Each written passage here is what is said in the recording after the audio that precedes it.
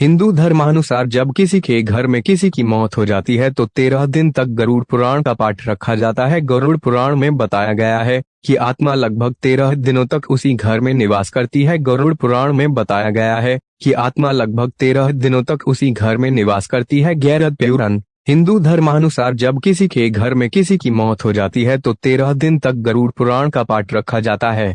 शास्त्रों अनुसार कोई आत्मा तत्काल ही दूसरा जन्म धारण कर लेती है। किसी को 3 दिन लगते हैं, किसी को 10 से 13 दिन लगते हैं और किसी को 1.25 माह लगते हैं।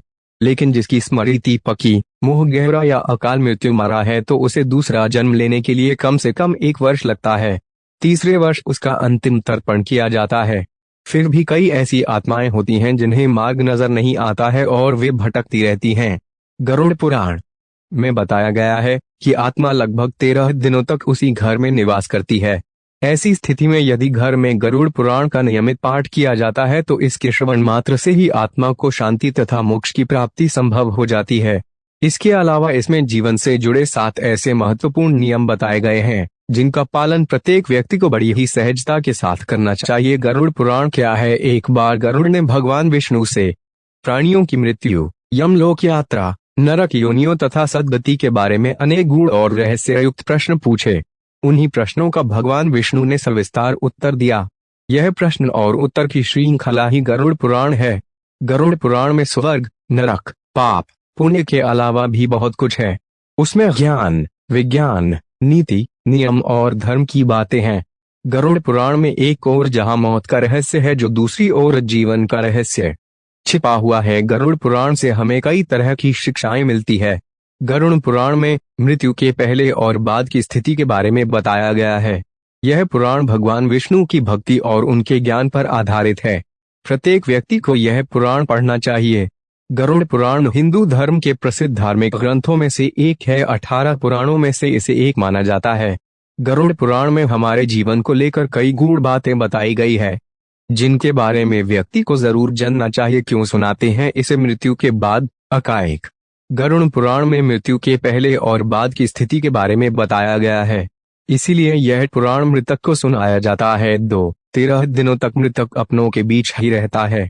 इस दौरान गरुड़ पुराण का पाठ रखने से वे स्वर्ग, नरक, गति, सद्गति, अधोगति, दुर्गति आदि तरह की गतियों के बारे में जान लेता है। 3 आगे की यात्रा में उसे किन किन बातों का सामना करना पड़ेगा, कौन से लोक में उसका गमन हो सकता है, यह सभी वे गरुड़ पुराण सुनकर जान लेता है। 4 जब मृत्यु के उपरांत घर में गरुड़ पुराण का पाठ होता है तो इस बहाने मृतक के परिजन यह जान लेते हैं कि बुराई क्या है और सद्गति किस तरह के कर्मों से मिलती है, ताकि मृतक और उसके परिजन दोनों ही यह भली भांति जान लें कि उच्च लोक की यात्रा करने के लिए कौन से कर्म करना चाहिए। 5 गरुड़ पुराण हमें सत्कर्मों के लिए प्रेरित करता है। सत्कर्म और सुमति से ही सद्गति और मुक्ति मिलती है। 6 गरुड़ पुराण में व्यक्ति के कर्मों के आधार पर दंड स्वरूप मिलने वाले विभिन्न नरकों के बारे में बताया गया है। गरुड़ पुराण के अनुसार कौन सी चीजें व्यक्ति को सद्गति की ओर ले जाती हैं, इस बात का उत्तर भगवान विष्णु ने दिया है। 7 गरुड़ पुराण में हमारे जीवन को लेकर कई गूढ़ बातें बताई गई है जिनके बारे में व्यक्ति को जरूर जानना चाहिए। आत्मज्ञान का विवेचन ही गरुड़ पुराण का मुख्य विषय है। गरुड़ पुराण के 19,000 श्लोक में से बचे 7,000 श्लोक में गरुड़ पुराण में ज्ञान, धर्म, नीति, रहस्य, व्यावहारिक जीवन, आत्म, स्वर्ग, नरक और अन्य लोकों का वर्णन मिलता है। 8 इसमें भक्ति, ज्ञान, वैराग्य, सदाचार, निष्काम कर्म की महिमा के साथ यज्ञ, दान, तप, तीर्थ आदि शुभ कर्मों में सर्वसाधारण को प्रवृत्त करने के लिए अनेक लौकिक और पारलौकिक फलों का वर्णन किया गया है। यह सभी बातें मृतक और उसके परिजन जानकर अपने जीवन को सुंदर बना सकते हैं। 9 इसके अतिरिक्त इसमें आयुर्वेद, नीति सार आदि विषयों के वर्णन के साथ मृत जीव के अंतिम समय में किए जाने वाले कृत्यों का विस्तार से निरूपण किया गया है। 10 कहते हैं कि गरुड़ पुराण का पाठ सुनने से ही मृतक आत्मा को शांति प्राप्त होती है और उसे मुक्ति का मार्ग पता चल जाता है। वह अपने सारे संताप को भूलकर प्रभु मार्ग पर चलकर सद्गति प्राप्त कर या तो पितृलोक में चला जाता है या पुनः मनुष्य योनि में जन्म ले लेता है। उसे प्रेत बनकर भटकना नहीं पड़ता है। नरक गरुड़ पुराण में 84 लाख नरक का वर्णन बताया गया है और इनमें से 16 नरक को घोर नरक बताया गया है। गीता में भगवान कृष्ण ने कहा है, नयनं छिन्दन्ति शस्त्राणि नयनं दहति पावकैः। न चान्मान क्लेद्यंत्यापो न शोषति मारुतः।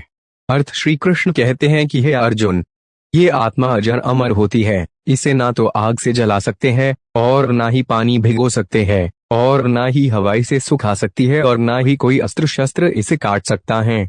आत्मा का विनाश कोई नहीं कर सकता है। यह शरीर विनाशी है और आत्मा अविनाशी। जन्म या मृत्यु सिर्फ शरीर का होता है, आत्मा का नहीं। आत्मा को दुनिया के किसी भी अस्त्र शस्त्र से न तो काटा जा सकता है और न ही इसे अग्नि में जलाकर नष्ट ही किया जा सकता है। यहाँ भगवान श्री कृष्ण के कहने का तात्पर्य यह है कि मानव जिसे जन्म या मृत्यु समझता है, वास्तव में ऐसा कुछ भी नहीं होता है। जन्म या मृत्यु सिर्फ इस नश्वर शरीर का होता है, आत्मा तो जन्म मृत्यु से परे है। आत्मा अजर अमर और शाश्वत होती है। गरुड़ पुराण के अनुसार यमदूत मृतक को वैतरणी नदी पार करवाते हैं, रास्ते में यातनाएं देते जाते हैं, फिर नरक में उन्हें उनके कर्मानुसार सजाएं दी जाती हैं, या फिर चित्रगुप्त उनके अच्छे कर्मों के अनुसार स्वर्ग में भेज देते हैं। इस्लाम में इसे जन्नत और दोज़ख कहा गया है। अंग्रेज इसे हेल और हेवन कहते हैं। प्रश्न उठता है कि जब मृत्यु के पश्चात शरीर को जला दिया जाता है या दबा दिया जाता है या उसका किसी अस्पताल में देहदान हो जाता है तो उसे नरक में गर्म तेल में तला कैसे जाता है, बेहोश होने तक पीटा कैसे जाता है, आग में जलाया कैसे जाता है, शारीरिक यातनाएं कष्ट कैसे दिए जा सकते हैं। स्वर्ग नरक पर आधारित काफी समय पहले बड़े बड़े कैलेंडर करनी भरनी के नाम से आते थे जिसमें नरक की यातनाओं का बखूबी चित्रांकन किया जाता था। यहाँ गरुड़ पुराण तथा गीता में परस्पर विरोधाभास है। क्या सचमुच स्वर्ग या नरक है या कपोलकल्पना? विज्ञान सारा यूनिवर्स खोज चुका है, कहीं कुछ नहीं मिला। वास्तव में हमारे ग्रंथों में यह सब कुछ समाज को सही रास्ते पर चलने के लिए नरक आदि का भय दिखाकर समझाने का प्रयास किया जाता है ताकि हम अच्छे कर्म करें। अधिकांश विद्वानों का मत है कि हमें अच्छे या बुरे कर्मों का फल इसी जीवन में मिल जाता है। यदि इस जन्म में नहीं मिलता तो अगले जन्म में अवश्य मिलता है। इस बात का साक्ष्य है पुनर्जन्म। ऐसे कितने ही जीवंत उदाहरण हैं जिसमें जन्म के कुछ दिनों बाद बच्चे पिछले जन्म के माँ बाप के पास जाने की जिद्द करने लगे या अपने पिछले जन्म का हाल बताने लगे जो बिल्कुल सही निकले थे। पुनर्जन्म की वास्तविक घटनाओं का विवरण केवल भारत में ही नहीं अपितु पूरे विश्व में मिलता है। गीता की इस अवधारणा पर विश्वास और दृढ़ हो जाता है कि शरीर नश्वर है, मरणोपरांत आत्मा अपने कर्मानुसार एक शरीर से दूसरे शरीर में प्रवेश कर जाती है। यहाँ 84 लाख योनियों की परिकल्पना भी सार्थक लगती है कि पशु पक्षी या अन्य जीव जंतुओं में भी आत्मा होती है। क्या कहता है ज्योतिष शास्त्र? ज्योतिष शास्त्र में पिछले जन्म तथा अगले जन्म के विषय में बिल्कुल स्पष्ट है।